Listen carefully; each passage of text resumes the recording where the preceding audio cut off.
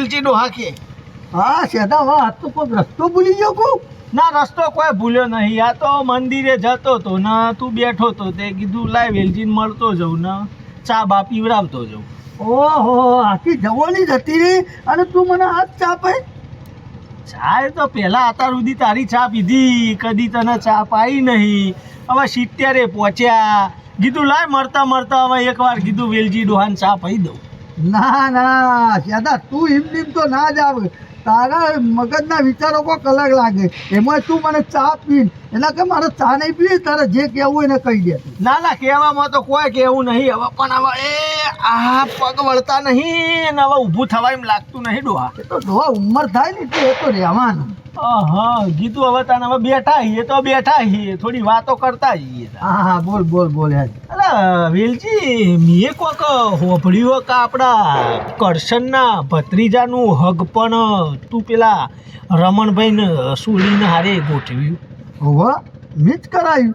એ રમણભાઈને મારે હગું થાય અને કરશનને મેં મારે હગું થાય. મારે તો બે વતીનું હગું થાય એટલે મેં છોકરો સારો સંસ્કારી હતો, ભણેલો ગણેલો, એટલે મેં કરાવી દીધું.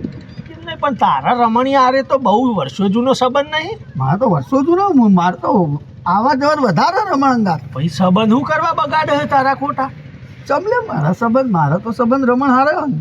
એ તો કહું હવે રમણની સોડી તું નોખ કરશનના ઈ. હવે કરશનને ભાઈઓ છે 5, હા મકોન છે 5 ના વચ્ચે એક. હા તારા રમણની સોડી જઈ નીકળ શું ખાશે?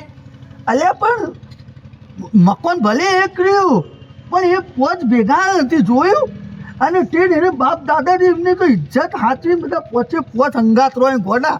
સોળી દુઃખી મન નહીં થાય. એટલે એ તો ભેગા હે અંદરો અંદર લડાતા હોય, તમને શું ખબર હ હજી? અલ્યા પણ મેં તો કોઈ કદી ગોમમાં આપણી જ નહીં કે કદી લડવાને એવું. અલ્યા ભાઈ આ સોડી જશે રમણની, કજ્યા થશી, ખાવા કોઈ ભાળશે નહીં અને તું ખોટી જગ્યાએ નોશી એ સોડી, તારા સંબંધ બગડવાના હ.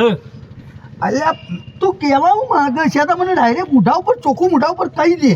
આવું ગોળ ગોળ ફેવરે નહીં. હું તો કોકની સોડીનું હારું કરાવવા જતો હતો ભાઈ. જો તી કરશનના ઈ નોશી એના કરતાં હું તને હ ને એક સારો છોકરો બતાવ. સારો છોકરો? આપણે તું અમૃત અમાર હગા હ. ઓવા અમૃત તો પૈસા વાળો. હા તો હવે પૈસા હ, 2-3 મકાનો હ, બરોબર, પૈસા વ્યવસ્થિત. હવે એનો છોકરો મારો ભોણિયો થાય. હા તું હું એમ કહું છું આ રમણની સોડીનું કરશનના ભત્રીજાના ઈ તું કર કેન્સલ અને ઈ ગોઠવ સોડી લીલા લેર ને મજા કરશે. અલ્યા પણ અમૃત તો પૈસા વાળો ખરો પણ એ તો એને પીવાની આદત નહીં. અને એનો છોકરો કોક તારો ભોણ્યો ને એ સિગરેટો બિગરેટો કોક પીવે હ. એટલે અમૃત પીવે હ એ તો પીવાનું જવા દે ને, છોકરા સિગરેટો તો અત્યારે છોકરો પીવે લ્યા. હવે એ તો પૈસા વાળો હોય એટલે ઢંકાઈ જાય. હવે રૂપિયા વાળો છોકરો એવી તો થોડી ઘણી તો મોજ મસ્તી કરે, એ બધું ના જોવાનું હોય. થોડી પૈસાથી મજા કરે એ મહત્વનું હોય. પેલા 5 ભાઈઓમાં શું ખાશે? સેદોબા તમાર ભોણિયો એટલે અમરત કાકા છોકરો પેલી બાજુવાળી પાડોશી છોડી લઈને નાઈ ગયો અને એમને કેવા સંબંધ હતા, બહુ મોટા સંબંધ હતા. અત્યારે બેવા ઉઠવાના સંબંધ નહીં. આ જોયું છે તા? આ તે જોયું? હવે મારે તને શું કહેવું?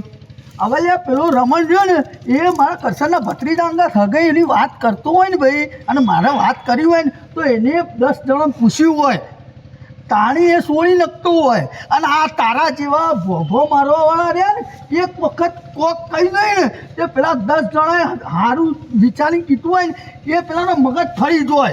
એટલે આ તું આ કોકનું કદી જીવનમાં સારું વિચાર્યું નહીં. આ તમારા જેવા ભોગો મારવાવાળા ગામમાં કેટલાય છોકરા બિચારા સંસ્કારી કુંવારા પર અને કોઈનું સારું થવા નહીં દીધું.